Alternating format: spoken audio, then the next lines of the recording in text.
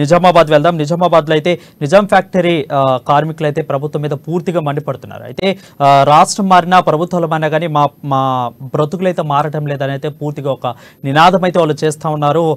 Sugar factory layout అంశాన్ని అయితే ఏ ప్రభుత్వం కూడా పట్టించుకోవట్లేదు. ఫ్యాక్టరీ తెరవాలని వాళ్ళైతే ఉద్యమాలు అయితే చేస్తున్నారు. దాదాపు 54 రోజులైతే ఉద్యమం అయితే కొనసాగుతుంది. ప్రస్తుతం అక్కడ ఎలా ఉంది, దీని మీద పూర్తి అప్డేట్స్ మా ప్రతినిధి నవీన్ లైవ్లో అందుబాటులో ఉన్నారు. నవీన్ చెప్పండి. తెలంగాణలో ఎన్నికల ప్రక్రియ మొదలవడంతో నిజామాబాద్ జిల్లాలో ఇటు బోధన్ నిజాం షుగర్ ఫ్యాక్టరీ రగడ మళ్ళీ మొదలైంది. ఇటు నిజాం షుగర్ ఫ్యాక్టరీ మళ్ళీ తెరిపియాలంటూ కూడా నిజాం షుగర్ ఫ్యాక్టరీ సంబంధించిన కార్మికులు కూడా నిజాం ఇటు షుగర్ ఫ్యాక్టరీ ముందు గత కొన్ని రోజులుగా కూడా రిలే నిరాదీక్షలు చేపడుతున్నారు. 54 రోజుల పాటు వీళ్ళు రిలే నిరాదీక్షలు చేపడుతున్నారు. ఇది మొత్తం నిజామాబాద్ షుగర్ ఫ్యాక్టరీ లేఅవుట్ ప్రకటించి 9 సంవత్సరాలు అవుతుంది. 9 సంవత్సరాలు అయినప్పటికీ కూడా ప్రభుత్వాలు మారినా ఇటు రాష్ట్రాలు మారినప్పుడు కూడా తమ బతుకులు మారడం మీద చెప్పి ఇంతవరకు తమ ఫ్యాక్టరీ కూడా ఏ ప్రభుత్వం తెరిపించలేదని చెప్పి కూడా దీనిపై తాము ఆధారపడి ఉన్నాము. దీనివల్ల మూసేస్తే తాము రోడ్ల మీద పడే పరిస్థితి ఉందని చెప్పి కూడా షుగర్ ఫ్యాక్టరీ కార్మికులు మాత్రం ఇక్కడ రిలే నిరాదీక్షలు గత 54 రోజుల నుంచి కూడా ఇక్కడ చేపడుతున్న పరిస్థితి మనకు కనిపిస్తుంది. దీనిపై వీళ్ళ కార్మికులు ఉన్నారు, వీరు అడిగి మరీ తెలుసుకుందాం. చెప్పండి, మీరు గత 54 రోజులుగా నిరాదీక్ష చేపడుతున్నారు. అసలు ఎప్పుడు లేఅవుట్ ప్రకటించారు, ఏంటి పరిస్థితి? లేఅవుట్ దేని గురించి ప్రకటించారు మాకు ఇంకా అర్థం కాలేదు. అటు గవర్నమెంట్ చెప్పలేదు, ఇటు గోకరాజు ప్రైవేట్ వెంచర్ కూడా చెప్పలేదు. ప్రైవేట్ వెంచరు 51 ఉంటే గవర్నమెంట్ 49. దీని మీద అక్కడి నుంచి నాయకులు ఇక్కడి నుంచి ఎవరు మాకు స్పందించడం లేదు. కాబట్టి మాకు ఇంతవరకు జీతాలు ఇవ్వలేదు. దానివల్ల మా జీతాలు మాకు ఇచ్చి మీరు కోట్లాది ఆస్తులు ఉన్నాయి దీనికి నిజాం షుగర్ ఫ్యాక్టరీ, దాన్ని అమ్ముకోండి, ఏమన్నా చేసుకోండి, మరి సెటిల్మెంట్ చేయమని మేమేమో రిలే నిరాదీక్షలు చేస్తున్నాం. 98 నెలల జీతాలు రావాలి మాకు. మీరు చెప్పండి, వీటి 9 సంవత్సరాలు కూడా ఇక్కడ లేఅవుట్ ప్రకటించారు. మీ పరిస్థితి ఏంటి? దీని మీద ఆధారపడి గత సంవత్సరాలుగా ఇక్కడ పనిచేశారు. మరి ఇప్పుడు ఎలా ఈ పరిస్థితి ఎలా ఉంది?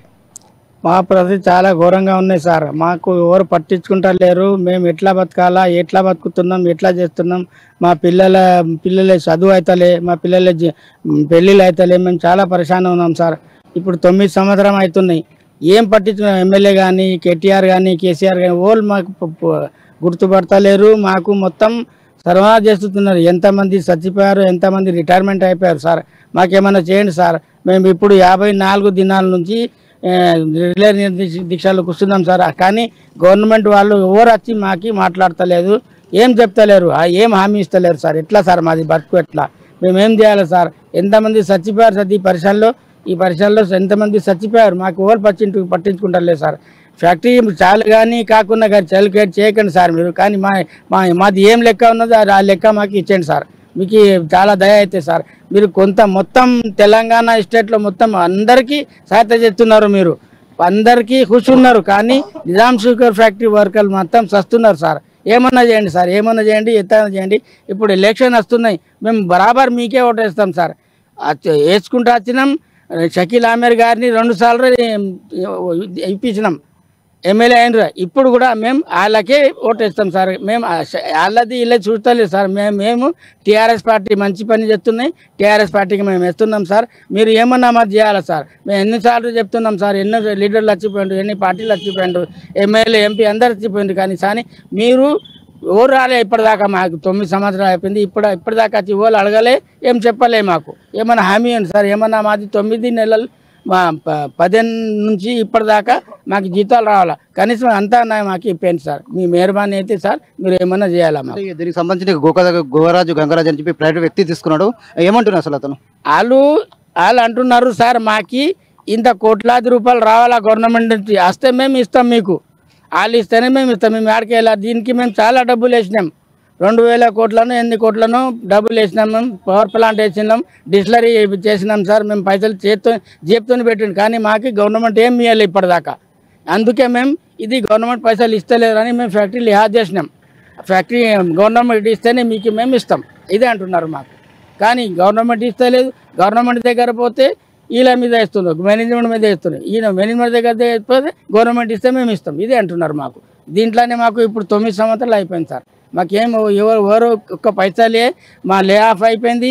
మేము ఎంతమంది చచ్చిపోయినారు, ఎంతమంది రిటైర్ అయిపోయింది సార్. కానీ ఇప్పుడు జాబ్ ఆప్షన్లో ఎంత అంటే 70 మంది 80 మంది ఉన్నారు. వాళ్ళకు కూడా ఏం రాలేదు ఇప్పటిదాకా. మాకు జీతాలు వద్దు సార్, మాకు ఉద్యోగం వద్దు, ఏమొద్దు సార్, మా లెక్క మాకు చేసేస్తే మీరు మీ దయ అయితే సార్. ప్రధానంగా వీళ్ళు ఒకటే చెప్తున్నా, ఆసియా ఖండంలోనే అతిపెద్ద ఫ్యాక్టరీని బట్టి నిజాం షుగర్ ఫ్యాక్టరీ ఇటు రాష్ట్రాలు మారిన ప్రభుత్వాలు మారినప్పటికీ కూడా దీని పరిస్థితి మాత్రం మారలేదని చెప్పి ఇటు పూర్తిగా రాష్ట్ర ప్రభుత్వము ఒక దురుద్దేశంతోనే ఫ్యాక్టరీని మొత్తం ఆస్తులను స్వాధీనం చేసుకునేందుకు కూడా పన్నాగం పన్నిందని చెప్తున్నారు. తమకు ఇటు ముఖ్యంగా ఇటు ఫ్యాక్టరీ తెరిపించడం కాదు, గత కొన్ని సంవత్సరాలుగా తమకు ఇటు రావాల్సిన బకాయిలు చెల్లించాలని చెప్పి కూడా తాము డిమాండ్ చేస్తున్నామని చెప్పి దీనిపై 54 రోజులుగా తాము ఇక్కడ ధర్నా చేపట్టినప్పటికీ కూడా ఇక్కడ ఉన్నటువంటి పాలకులు కావచ్చు ఇంతవరకు కూడా స్పందించడం లేని పరిస్థితి ఉందని చెప్పి ప్రధానంగా వీరు డిమాండ్ చేస్తున్న పరిస్థితి కనిపిస్తుంది. ఇప్పటికైనా